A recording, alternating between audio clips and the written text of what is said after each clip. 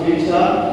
આજનો પવિત્ર દિવસ ઈશ્વરે આપણને આપ્યો છે ત્યારે આજના દિવસે પ્રભુ આપણને આશીષ આપેલી વિશેષ પ્રભુના વચન દ્વારા ઈશ્વર આપણી સાથે વાત વ્યવહાર કરે. આ માસ દરમિયાન ઈશ્વર આપણી સાથે રહે, આપણી સંભાળે, આપણી કાળજી લે. એ સાથે સાથે આ માસ એક નવી આશા ઈશ્વર આપણને આપશે અને તો એ છે કે મોનસૂન વર્ષા ઋતુની શરૂઆત થશે અને એ ખાસ કરીને વાતાવરણનો ઈશ્વર આપણા હૃદય મનોરંજન તૈયાર કરે એવી પ્રાર્થના શુભેચ્છા છે. આવા સમય પ્રાર્થના જોડાઈએ, પ્રાર્થના કરીએ. અમારા જીવન પ્રભુ તમારો આભાર માનતો ભાઈ આગળ નમસ્કાર કરવા આવીએ છીએ. તમારા તરફ અમે જોઈએ છીએ પ્રભુ તમે અમારી સાથે વાત કરો, વિહાર કરો. આજે તમે અમારી સાથે રાખવું કે તમારું પુત્ર વચન તમે નાખો. જ્યાં જ્યાં તમારું પવિત્ર વચન આવી વચન આવશે એ તમારું જીવન પ્રભુ પ્રાર્થના દે અને બિંદુઓના આશીર્વાદ કરજો. અમારા પરિવારના ગ્રાહકોમાં અમારી જાતને અમે સોંપીએ છીએ. પ્રભુ ઈશ્વરના નામમાં અમે પ્રાર્થના સાંભળી સ્વીકાર કરો. આમેન. યુહાનની સુવાર્તાનો અભ્યાસ ઘણા બધા બહેનો ભૂતકાળમાં કર્યો, વર્તમાનમાં કરી રહ્યા છે અને સુવાર્તાનો અભ્યાસ કરવાનું વિચારી રહ્યા છે. જ્યારે સુવાર્તામાં યુહાનની સુવાર્તા એની વિશિષ્ટતા એ કોઈક રીતે અલગ પડે છે બાકીની ત્રણ સુવાર્તાઓ કરતા. ત્રણ સુવાર્તા એટલે માથી, માર્ક અને લૂકને આપણે સંદર્શક સુવાર્તા તરીકે ઓળખીએ છીએ, સિનોપ્ટિકલ ગોસ્પલ તરીકે ઓળખીએ છીએ. પરંતુ યુહાનની સુવાર્તા એ ત્રણેય સુવાર્તાઓ કરતા અલગ છે. અને માટે જીવન અને જીવનની વાતો અને જીવન કેવી રીતે બંધાય, જીવન કેવી રીતે વૃદ્ધિ પામે, જીવન કેવી રીતે આશીર્વાદ કરે એની વાત યુહાનની સુવાર્તા પર યુહાનની સુવાર્તા પર ભાર મૂકે છે. યુહાનની સુવાર્તા તરફ આપણે દ્રષ્ટિ કરીએ છીએ ત્યારે બાઇબલના ક્રમ પ્રમાણે નવા કરારનો ચોથો ક્રમ આવે છે. જે શાસ્ત્ર ભાગ આપણે વાંચ્યો યુહાન 15:1-8 એમાં પ્રભુ ઈસુ ખ્રિસ્ત પોતાનો ઊંચના જે દાવા રજૂ કરે છે, 7 દાવા એમાંનો છેલ્લો દાવો છે યુહાન 6 અને તેના 35માં વચનો પ્રભુ ઈસુ ખ્રિસ્ત એમ કહે છે કે જીવનની રોટલી હું છું. 8:12 કહે છે જગતનો ઉજવાળો હું છું. 10:7 કહે છે ઘટાડવાળો હું છું. 10:11 કહે છે હું ઉત્તમ કીટપાલક છું. 11:25 કહે છે પુનરુત્થાન તથા જીવન હું છું. 14:6 કહે છે માર્ગ તથા સત્ય તથા જીવન હું છું. અને 15:1 પ્રભુ ઈસુ ખ્રિસ્ત કહે છે હું ફળો દ્રાક્ષા ભેડો છું. આઈ એમ ટ્રુ વાઇન. પ્રભુ ઈસુ ખ્રિસ્ત પોતાના ઊંચના દાવા રજૂ કરે છે. એ દાવો પ્રભુ ઈસુ ખ્રિસ્ત સાબિત પણ કરે છે. પ્રભુ ઈસુ ખ્રિસ્ત પોતાના શિષ્યોની સાથે આ યુગમાં હતા ત્યારે શિષ્યોને મહત્વની સેવાની જવાબદારી માટે તૈયાર કરતા આ શિક્ષણ આપે છે, આ દૃષ્ટાંત પણ આપે છે.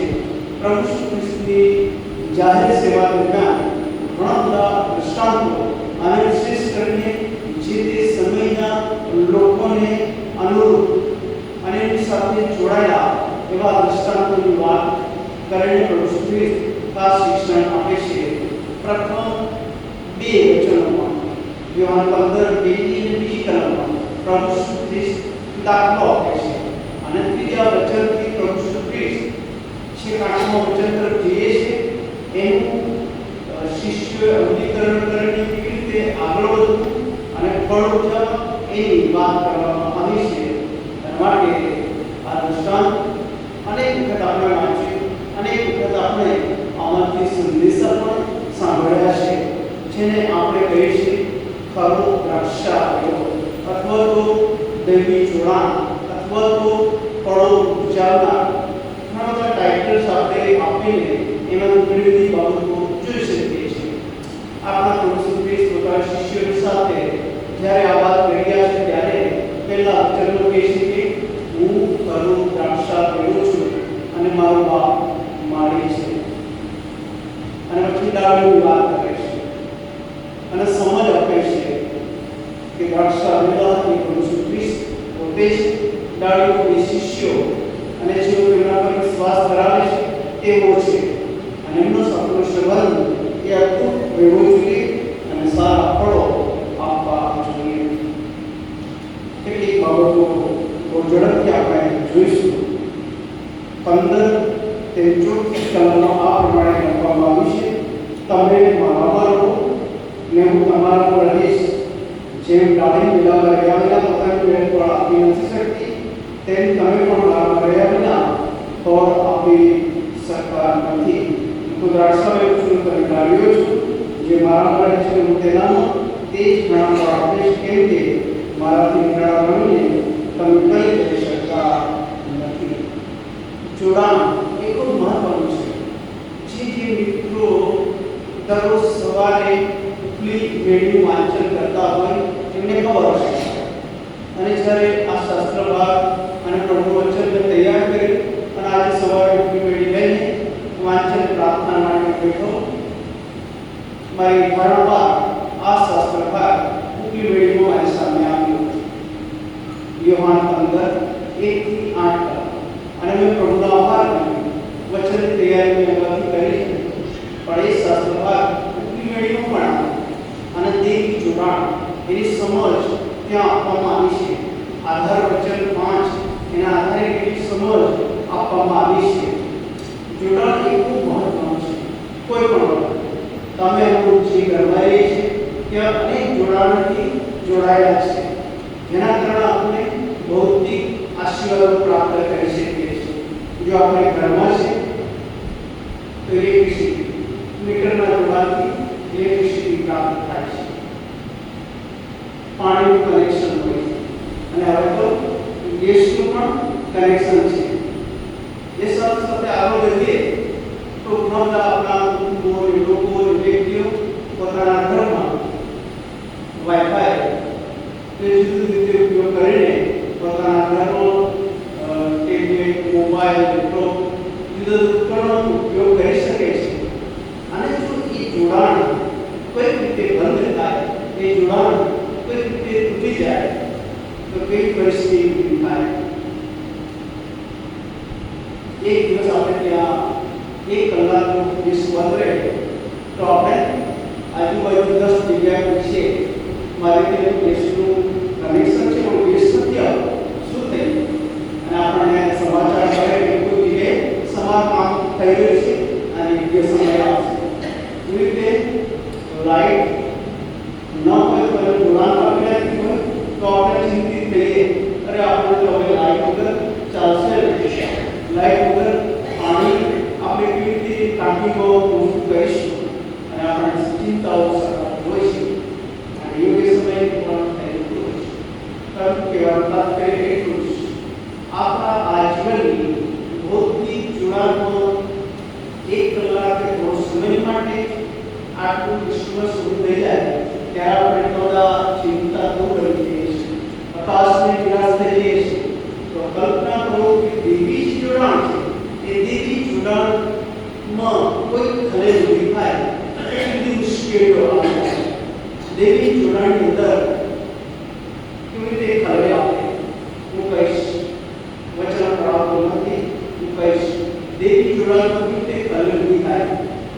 આપણે પ્રાર્થના કરી ત્યારે ખલેલ ઊભી થાય. પ્રાર્થનામાં બેઠા હોય કોઈ આવી જાય, પ્રાર્થના કરવા બેઠા હોય પરંતુ તે સમયે આપણે થોડા સમય ક્યાં પહોંચવું છે, બસ કે ટ્રેન પકડવી છે તો પ્રાર્થનામાં જે મન હોય છે એના બદલે આપણું મન ક્યાંક બીજે હોય. ઘણું કહી શકાય. એવી રીતે પ્રભુનું વચન આપણે વાંચીએ, મનન કરીએ ત્યારે પણ ખલેલ આવે. અને ત્રીજી વાત, પ્રભુના ધર્મ, પ્રભુના લોકો સાથેની સંગત અને જોડાણ છે એમાં પણ ખલેલ આવે. વર્તમાન સમયમાં આપણે જોઈએ છીએ ઘણા બહારનો તો ઠીક, પણ ખ્રિસ્તી ભાઈઓનું પણ રવિવારના દિવસે એવા પ્રસંગો રાખે કે જેના કારણે તેઓ સંગતિ વંચિત રહે. એટલું જ નહીં, એમની સાથે જોડાયેલા ઘણા બધા સગોન મિત્રો પણ વંચિત બની જતા હોય છે.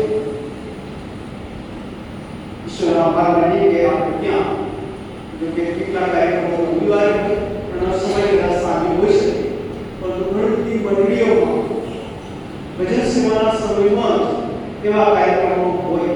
એ સમયમાં ઘણું બધું કરવું હોય અને ત્યારે ઈશ્વર અને મંડળી સાથેનો સંબંધ તૂટી જતો હોય છે.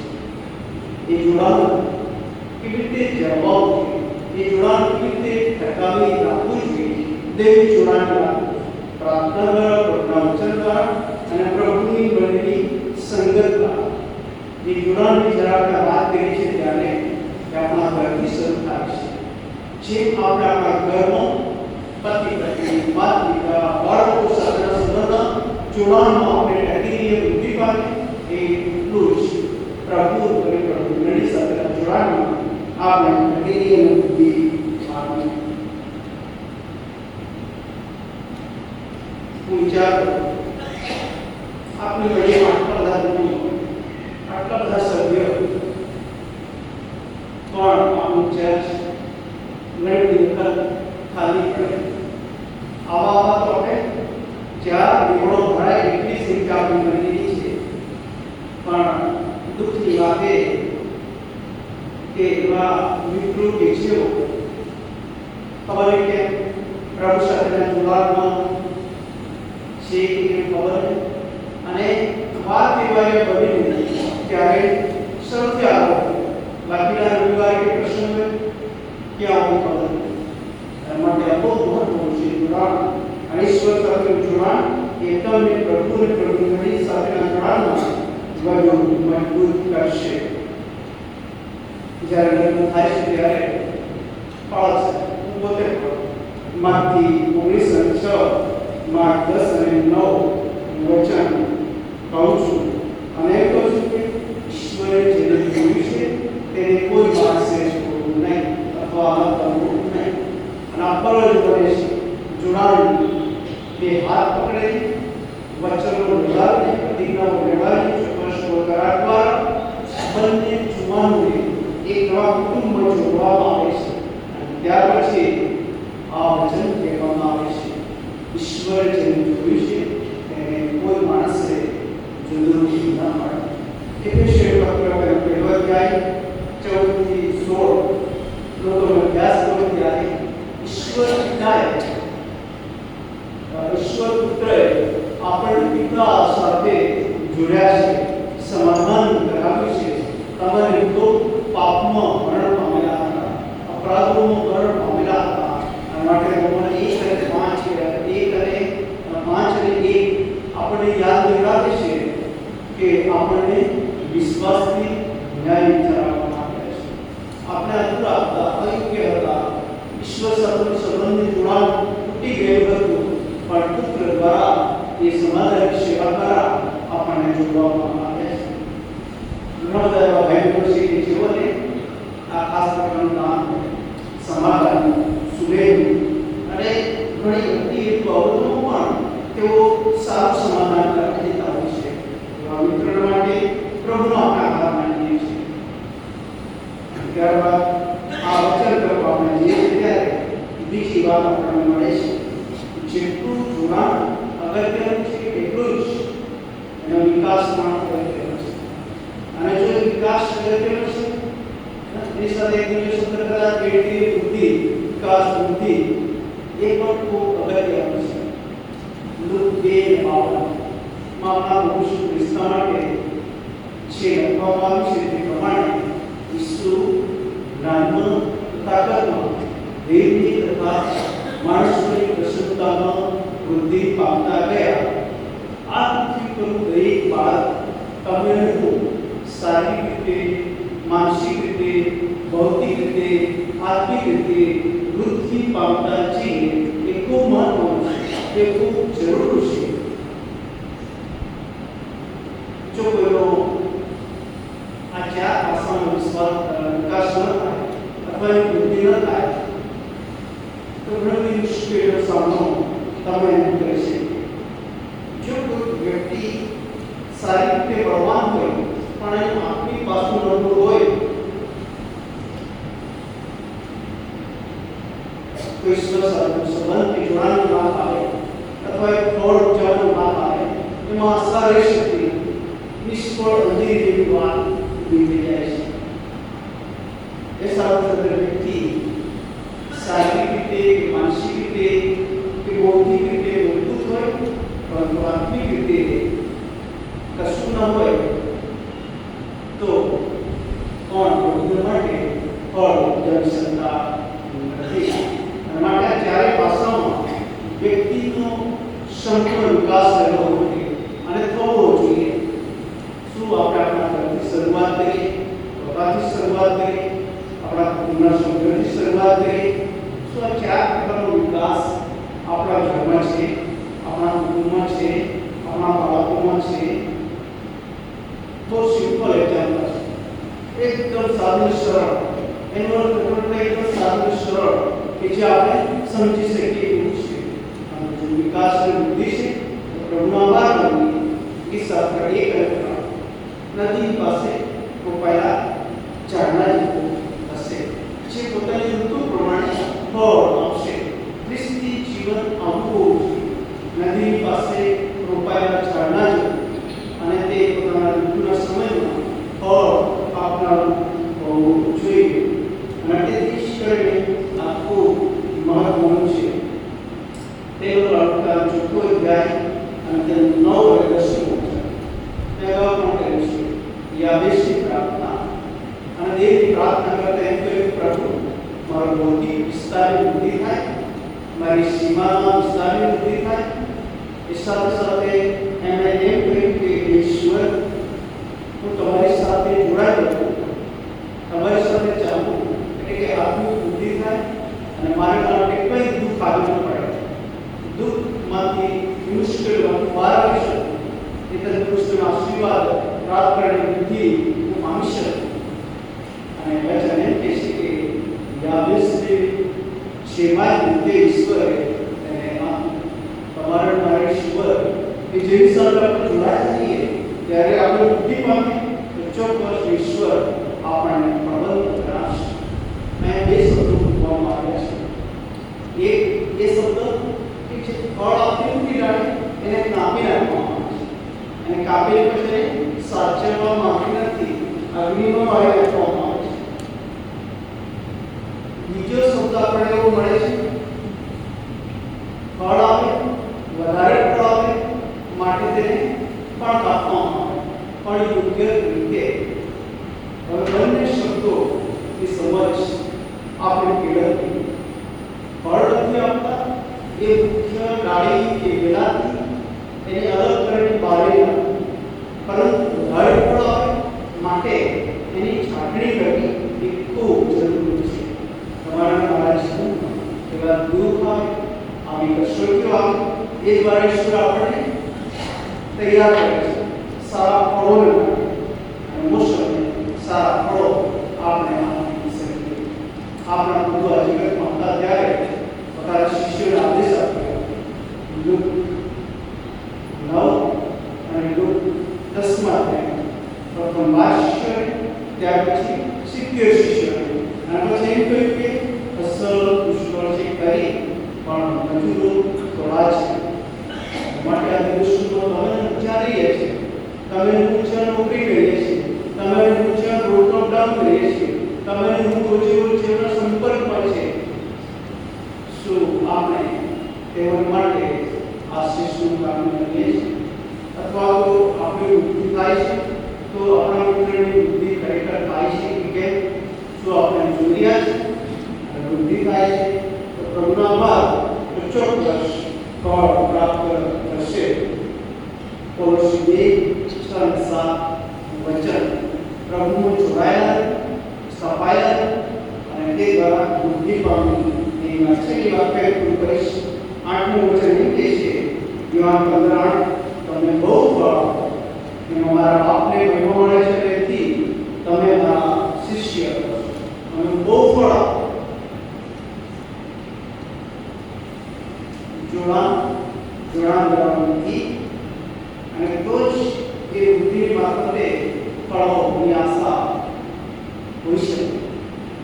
અને આ જે દ્રષ્ટાંતની ખેતી સાથે જોડાયેલું છે, પરંતુ એ વર્તમાન સમયમાં તમે તમારા નોકરી, તમારા બિઝનેસ કે બીજી કોઈ રીતે જોડીને આત્મમૂલ્યાંકન કરી શકો છો કે શું તમારું જોડાણ ઈશ્વર સાથે છે, તમારો વિકાસ છે, તો તમે સારા ફળ આપી શકો છો. માર્ક 13:20 અને માર્ક 14:20 બી વાવનારું દૃષ્ટાંત પ્રભુ ખ્રિસ્ત આપે છે. અને વાવનારું દૃષ્ટાંત આપતા 4 જગ્યાની વાત કરવામાં આવે છે. જ્યારે બી વાવનાર ગયો વાવવા માટે, ત્યારે બી વાવ્યા ત્યારે રસ્તાની કોરે નીકળ્યા, પક્ષીઓ આવીને ખાઈ ગયા, પથ્થરવાળી જમીન પર પડ્યા, નીચે માટી કોઈ જળ નહોતું, માટી ઉગ્યા તો ખરા પણ વૃદ્ધિ પામ્યા, વિકાસ પામ્યા, નીચે જળ ન હોવાને કારણે તેઓ જીવાઈ ગયા, નાશ પામ્યા. કાંટાવાળી જમીન પર પડ્યા, ત્યાં પણ એ બીજ ઉગ્યા ખરા પણ કાંટા માટે, વૃદ્ધિ માટે અવરોધ ઉભો કર્યો. દુઃખ, ચિંતા, મુશ્કેલીઓ એ બધાને કારણે આગળ વધી શક્યા નહીં. અને છેલ્લી જમીન સારી જમીન પર પડ્યા કે જે 20 ગણા, 60 ગણા, 100 ગણા ફળ આપ્યા. સારી જમીન પર પડ્યા એ સારા ફળો આપે છે. તમારે તમારા જીવન શું એ સારી જમીન છે? જો સારી જમીન છે તો સારા ફળો આવશે. તમારા તમારા જીવન સારી જમીન જેવા નથી અને મને જે બી પડેલું છે એ કોઈ રીતે ઉગશે, પરંતુ ચીવડાઈ જશે, ખબર પડશે ક્યાં.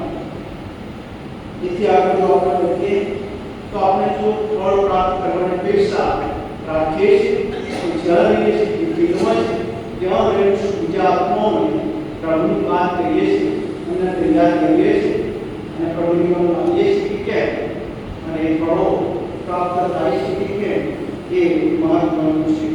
નિષ્ફળતાની વાત કરી એમાં 5-20,000 જોઈ શકો છો. અંજીરને ફળ આપવા માટે રોપવામાં આવ્યું.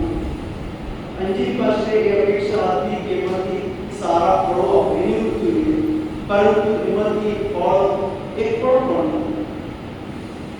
માણીને પીવાથી રહેવા સેવા પણ કરવામાં આવી અને પછી આદેશ આપવામાં કે જો ફળના આવે તો ત્યાંથી નહીં દૂર કરવામાં, કાઢી નાખવામાં, એ જગ્યા રોકશે, એ ભૂમિ રોકશે.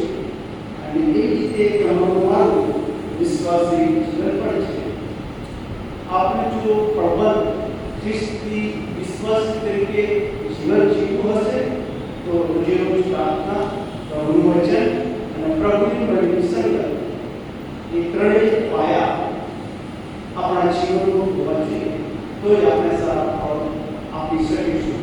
પ્રભુના સેવક સંત ઓગસ્ટીન ટૂંકે પ્રશ્ન કર્યો અને પ્રશ્ન આ પ્રમાણે હતો કે ખ્રિસ્તી ધર્મનો પ્રથમ સિદ્ધાંત કયો? અને ત્યારે સંત ઓગસ્ટીને કહ્યું કે ખ્રિસ્તી જીવનનો પ્રથમ સિદ્ધાંત એ તો નમ્રતા દ્વારા ફળો ઉપજાવવાનો છે. પછી આગળ વધીને કહ્યું સારું, ખ્રિસ્તી ધર્મનો બીજો સિદ્ધાંત કયો? અને સંત ઓગસ્ટીને એમ કહ્યું ખ્રિસ્તી જીવનનો જે બીજો સિદ્ધાંત છે એ પણ નમ્રતા દ્વારા ફળ ઉપજાવવાની જ વાત. આગળ વધીને ખ્રિસ્તી જીવનનો ત્રીજો સિદ્ધાંત કયો? સંત ઓગસ્ટીને એક વાક્ય રિપીટ કરતા ગયા કે વાર્તા તરીકે નમ્રતા દ્વારા ફળ ઉપજાવી અને એ દ્વારા પ્રભુ આપણને આશીષ આપે. આમેન. પ્રાર્થના કરીને ત્યારબાદ જનસંઘમાંથી 334 ગીતમાં આપણે જોડાઈશું. પ્રાર્થના કરીએ. અમારા દયાળુ પ્રેમાળુ પ્રભુ તમારા આભાર માનીએ છીએ પ્રબંધ ખ્રિસ્તી જીવન કેવું હોવું જોઈએ એ માટે તમે અમને વચન દ્વારા શીખવ્યું. અમે તો પ્રભુ તમારી સાથે જોડાયેલા રહીએ, તમારી સાથે જોડાઈને અમે બુદ્ધિ પામીએ, બુદ્ધિ પ્રાપ્ત ફળ આપીએ. એ માટે અમારો ઉપયોગ કરવાનું ચાલુ રાખજો. જેવા છે તેવા જ તમારા પાસે આવતો અમે જાતને સોંપીએ છીએ. પ્રભુ ઈશ્વરના નામમાં અમે પ્રાર્થના સાંભળી સ્વીકાર કરો. આમેન.